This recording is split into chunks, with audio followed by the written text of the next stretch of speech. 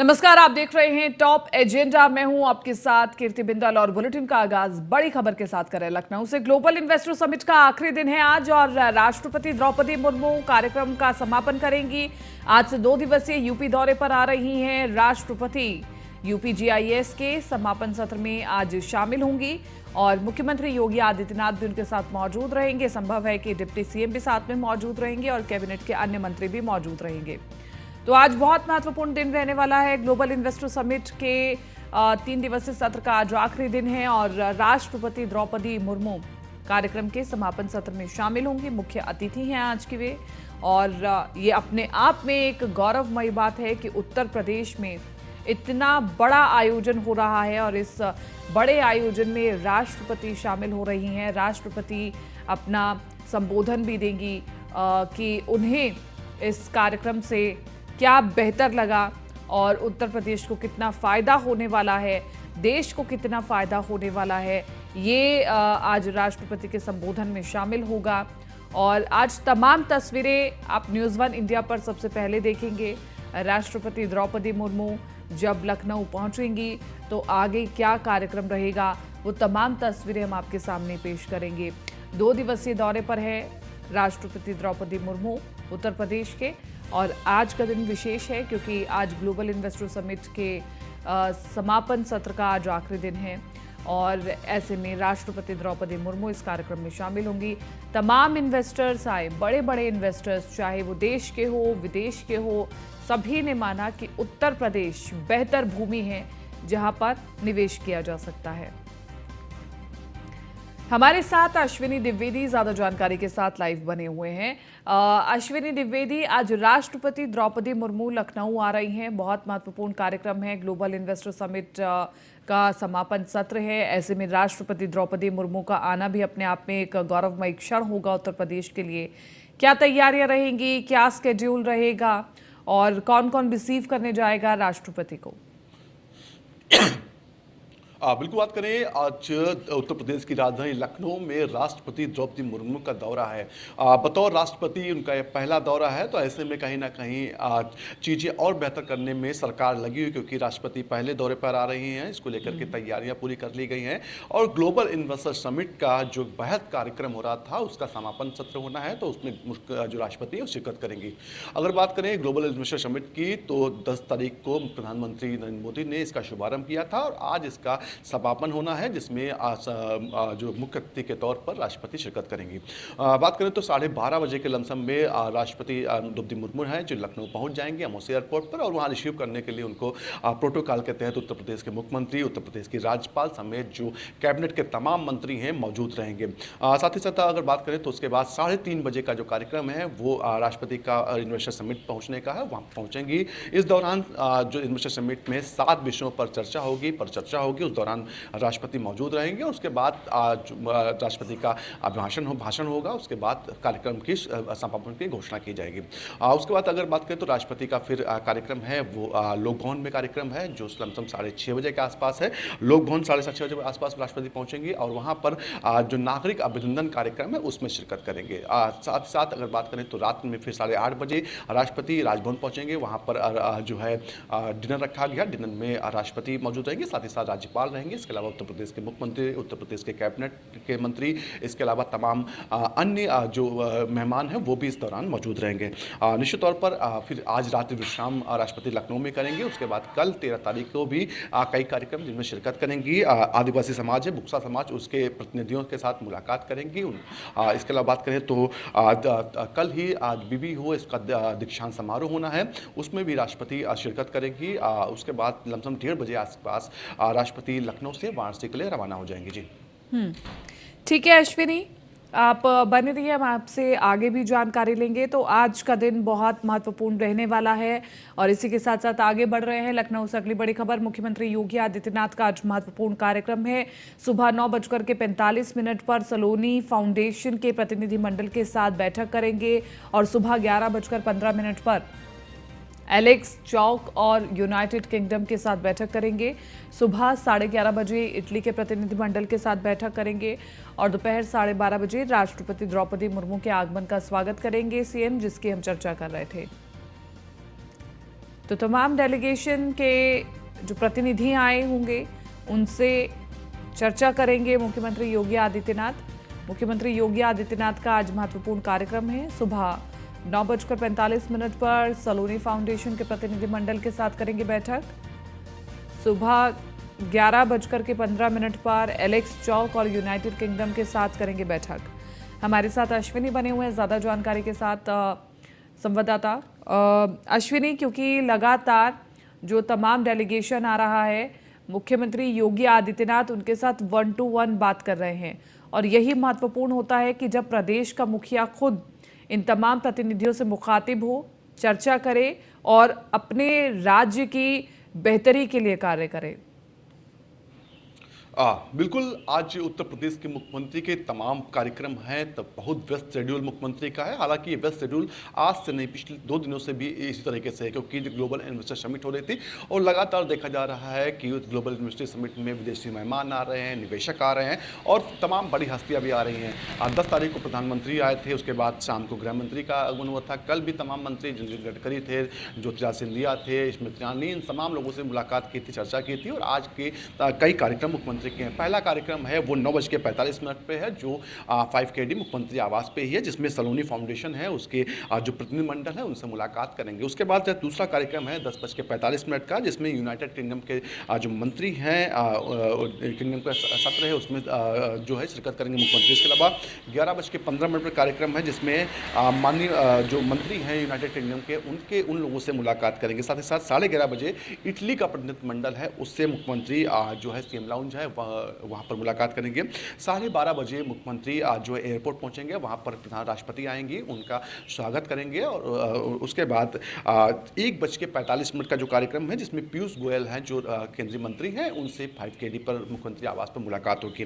फिर 3:40 पर एक कार्यक्रम है, जिसमें राष्ट्रपति महोदय द्वारा 75 जो महिला उद्यमी हैं उनके साथ जो फोटो सेशन होगा, उसमें भी मुख्यमंत्री जो मौजूद रहेंगे।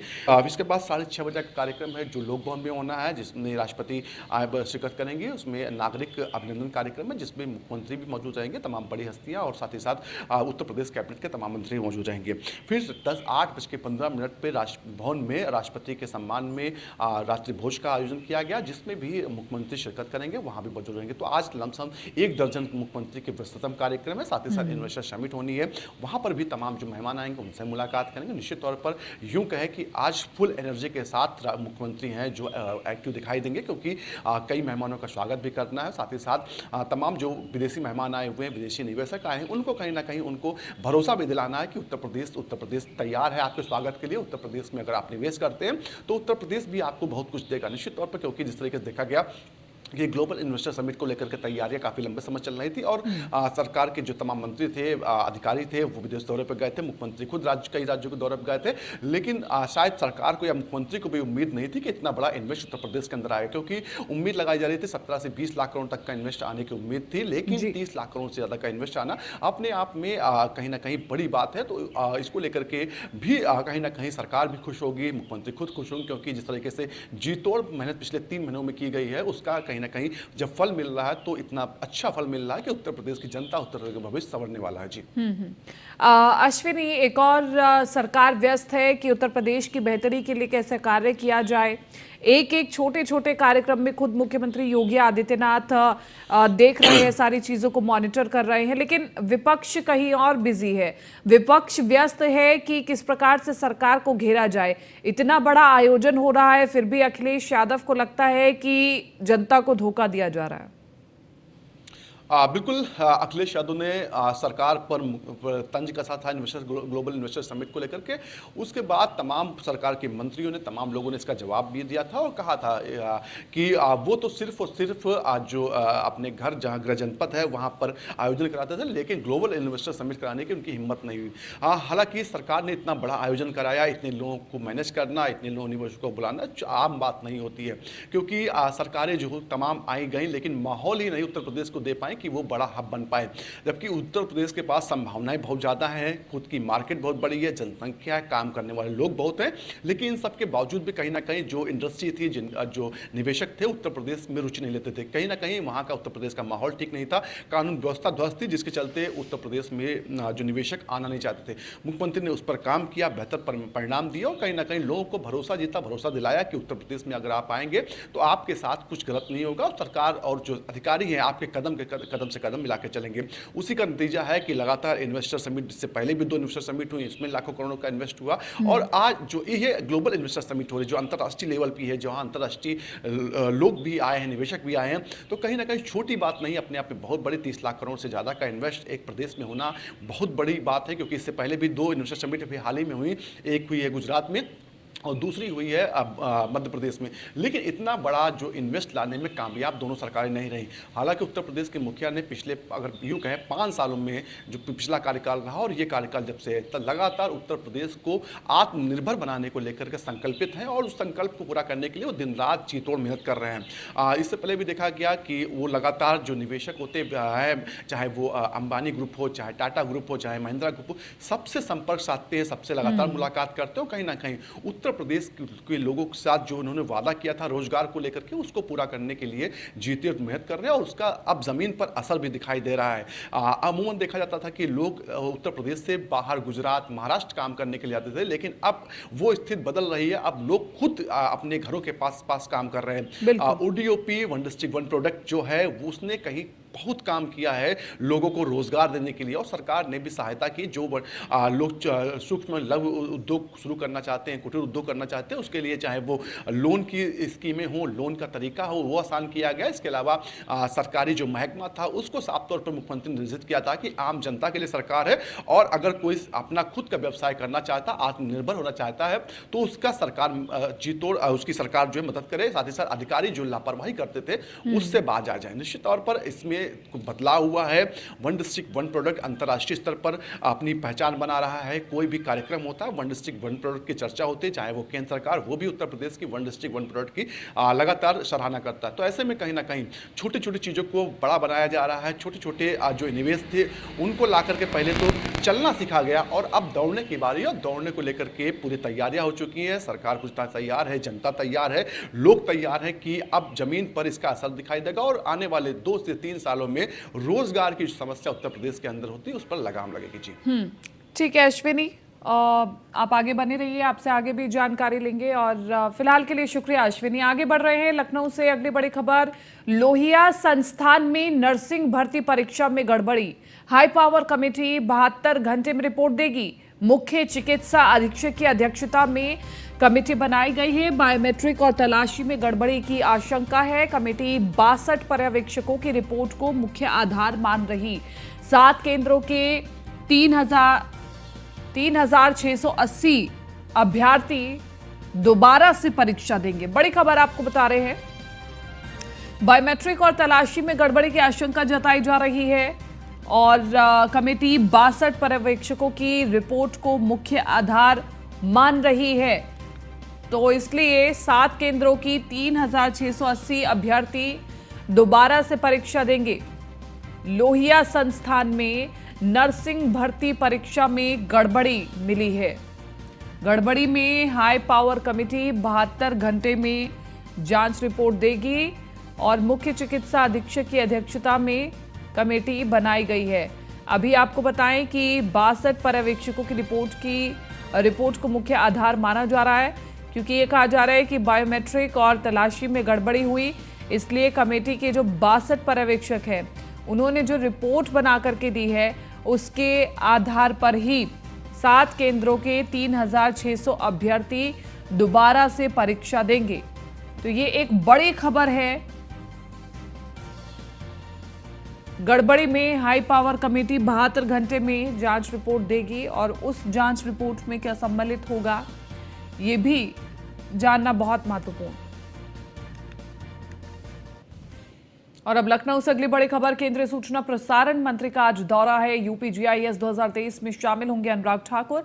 सुबह 10 बजे सरोजनी नगर पहुंचेंगे Anurag Thakur. Dedication of sports infrastructure का कार्यक्रम है। सुबह 11:45 पर यूपी जीआईएस में भी शामिल होंगे। तो बड़ी खबर हम आपको बता रहे हैं। डेडिकेशन ऑफ स्पोर्ट्स इंफ्रास्ट्रक्चर का महत्वपूर्ण कार्यक्रम सुबह 11:45 पर यूपी जीआईएस कार्यक्रम में शामिल होंगे। केंद्रीय सूचना प्रसारण मंत्री यूपी जीआईएस 2023 में शामिल होंगे मंत्री अनुराग ठाकुर। सुबह 10 बजे सरोजनी नगर पहुंचेंगे Anurag Thakur. Dedication of sports infrastructure का ये महत्वपूर्ण कार्यक्रम सुबह 11:45 पर कार्यक्रम में शामिल होंगे और यूपी जीआईएस 2023 में भी शामिल होंगे अनुराग ठाकुर। उनकी क्या प्रतिक्रिया रहेगी ग्लोबल इन्वेस्टर समिट को लेकर के जानना बहुत महत्वपूर्ण।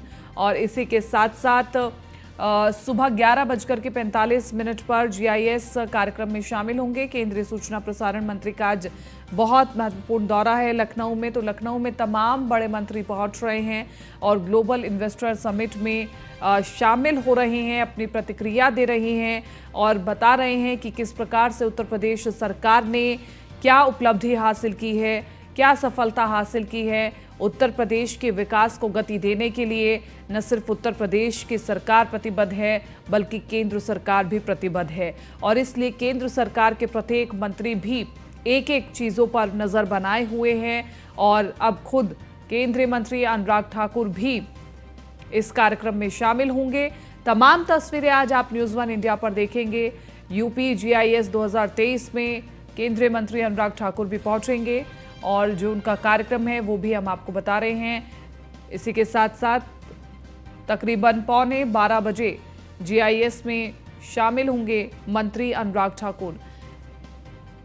लखनऊ में ग्लोबल इन्वेस्टर समिट के कार्यक्रम में क्या क्या तैयारियां की गई हैं वो भी देखेंगे अनुराग ठाकुर। अश्विनी हमारे साथ बने हुए ज़्यादा जानकारी के साथ संवाददाता। अश्विनी, केंद्रीय मंत्री अनुराग ठाकुर भी इस कार्यक्रम में शामिल हो रहे हैं और ये जानना बहुत महत्वपूर्ण कि आखिरकार केंद्रीय मंत्री अनुराग ठाकुर की भी इस कार्यक्रम को लेकर के क्या प्रतिक्रिया रहती है। बिल्कुल बात है। तो अगर बात करें है अनुराग ठाकुर, साथ ही साथ खेल मंत्रालय उनके पास है और उनका लखनऊ दौरा है, वो उनकी ग्लोबल इन्वेस्टर समिट है उसमें शिरकत करेंगे। इसके अलावा साई जो है वहाँ पर 300 बेड का जो हॉस्पिटल बनकर तैयार हुआ जिसका लोकार्पण होना है, जिसमें जो है मुख्य अतिथि जो है अनुराग ठाकुर है वो शिरकत करेंगे। तो अगर बात करें तो ग्लोबल इन्वेस्टर समिट को लेकर के लगातार निगरानी करना चाहिए। उससे पहले देखा जाए जब चुनाव है, चुनाव के दौरान उत्तर प्रदेश का प्रभारी के रूप में नियुक्त किया गया था और उस दौरान उन्होंने सामान्य जनता उत्तर प्रदेश से वादा किया था कि उत्तर प्रदेश का भविष्य बेहतर होगा। और कहीं ना कहीं जब चुनाव जीती थी तो भाजपा ने, भारतीय जनता पार्टी ने उनको इसका श्रेय दिया था कि उन्होंने जीतो उत्तर प्रदेश में। तो कहीं ना कहीं अब वो मौका है कि जनता के बीच वो जाएंगे और बताएंगे कि उत्तर प्रदेश के जो चुनाव हुए थे दौरान उन्होंने वादे किए थे उनको सरकार पूरा कर रही थी। तो भरोसा जो जनता ने दिखाया था अब वो भरोसा कहीं ना कहीं जनता के बीच जाकर के फिर एक बार पाया जाएगा कि बताया जाएगा कि जनता के वादे किए गए थे उनको सरकार पूरी कर रही है। इसके तौर पर एक बेहद महत्वपूर्ण दौरा है लखनऊ का जनता की। ठीक है अश्विनी, शुक्रिया तमाम इस जानकारी के लिए और चर्चा के लिए। तो बहुत महत्वपूर्ण कार्यक्रम है। डेडिकेशन ऑफ स्पोर्ट्स इंफ्रास्ट्रक्चर का महत्वपूर्ण कार्यक्रम है। स्पोर्ट्स के लिहाज में भी उत्तर प्रदेश काफ़ी मजबूत होता जा रहा है और विशेष रुचि केंद्रीय मंत्री अनुराग ठाकुर की रहती है और इसलिए भी वो इस कार्यक्रम में शामिल हो रहे हैं। क्या प्रतिक्रिया रहेगी उनके इस कार्यक्रम में पहुंच करके ये भी हम जानेंगे और तमाम तस्वीरें आपको न्यूज़ वन इंडिया पर सबसे पहले दिखाएंगे।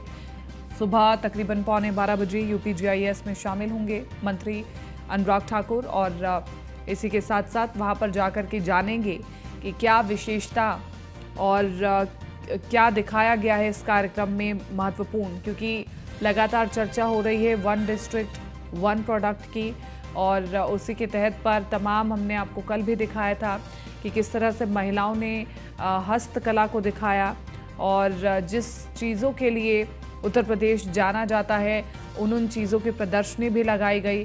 लेकिन अब उत्तर प्रदेश एक और लिहाज से आगे बढ़ रहा है वो है स्पोर्ट्स के लिहाज से। स्पोर्ट्स एक्टिविटीज़ में भी उत्तर प्रदेश काफ़ी मजबूत होता जा रहा है।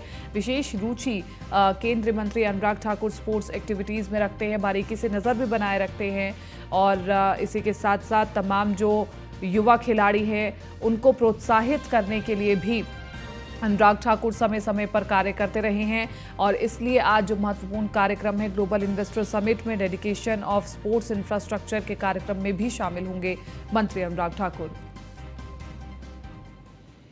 आगे बढ़ रहे हैं, आज राजस्थान के दौरे पर रहेंगे प्रधानमंत्री नरेंद्र मोदी। दौसा में 18 करोड़ की योजनाओं का लोकार्पण करेंगे।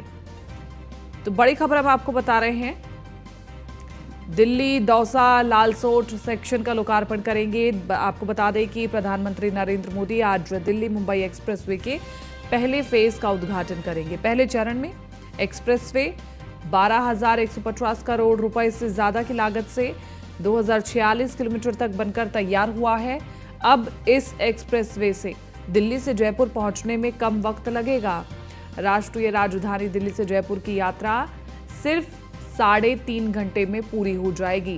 पहले जयपुर तक पहुंचने में 5 घंटे का समय लगता था, लेकिन अब यह समय घट गया है इस एक्सप्रेसवे के बनने से और अब 3.5 घंटे में आप दिल्ली से जयपुर पहुंच सकते हैं। तो दिल्ली दौसा लालसोट सेक्शन का लोकार्पण करेंगे और आज राजस्थान के दौरे पर रहेंगे प्रधानमंत्री नरेंद्र मोदी और भव्य कार्यक्रम है। दौसा में 18,000 करोड़ की योजनाओं का लोकार्पण करेंगे प्रधानमंत्री नरेंद्र मोदी। आज राजस्थान के दौरे पर रहेंगे प्रधानमंत्री नरेंद्र मोदी।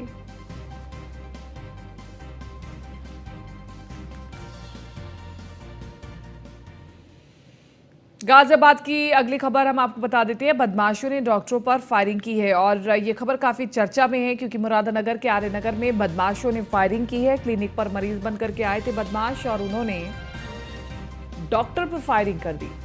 डॉक्टर की गोली लगने से मौत हो गई है। पुलिस अब इस पूरे मामले में जांच कर रही है कि बदमाश कौन थे, किस मकसद से आए थे, किसके कहने पर आए थे और पुलिस को अभी तक क्या सफलता हासिल हुई है ये जानना बहुत महत्वपूर्ण। तो बड़ी खबर आपको बता रहे हैं, जहां पर मरीज बनकर आए बदमाशों ने डॉक्टर पर फायरिंग कर दी।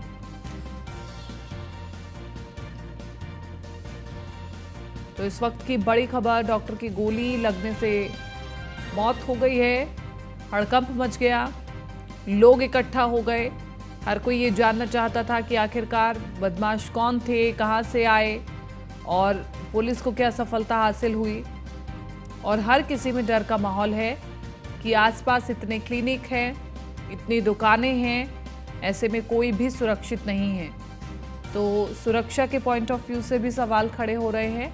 दूसरा, पुलिस की तत्परता भी अब देखने को लोग कह रहे हैं कि जल्द से जल्द त्वरित कार्रवाई हो, बदमाशों को पकड़ा जाए ताकि ये पता चल पाए कि आखिरकार कौन बदमाश थे, किस मकसद से आए थे।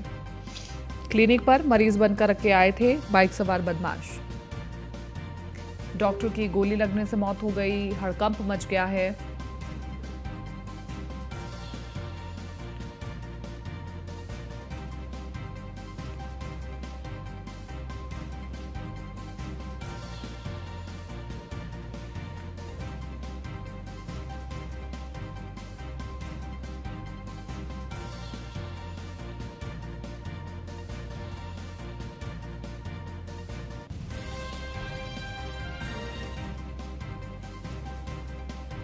ऋषभ ज्यादा जानकारी के साथ संवाददाता बने हुए फोन लाइन पर। ऋषभ, मरीज बनकर के आए बदमाशों ने फायरिंग करी और डॉक्टर को गोली मार करके फरार हो गए। आखिरकार ये कौन है बदमाश, किसके इशारे पर ये सब कुछ हुआ है, पुलिस को क्या सफलता हासिल हुई है? जी बिल्कुल, देखिए गाजियाबाद के मुरादनगर इलाके में बदमाशों ने दिल दहलाने वाली घटना को अंजाम दिया है, जहां क्लिनिक में बैठे डॉक्टर को गोलियों से भून दिया। करीब घटना 10:30-11 बजे की है, जहां डॉक्टर अपने क्लिनिक पे बैठा हुआ था और मरीजों को देख रहा था। तभी दो लोग आते हैं मरीज बनकर और डॉक्टर पर अंधाधुंध फायरिंग कर देते हैं, जिसमें डॉक्टर को 2 से 3 गोली लगी और जिसके बाद डॉक्टर को अस्पताल ले जाया गया, जहां उसे मृत घोषित कर दिया गया। हालांकि अभी कोई भी बदमाश पकड़ा नहीं गया है। पुलिस मौके पर पहुंची है। हालांकि लोगों ने काफी हंगामा किया। पुलिस के समझाने के बाद में लोग शांत हुए, लेकिन अभी तक अगर हमलावरों की बात करें तो अभी तक कोई सफलता हाथ नहीं लगी है पुलिस के। जी ठीक है ऋषभ, शुक्रिया तमाम इस जानकारी के लिए।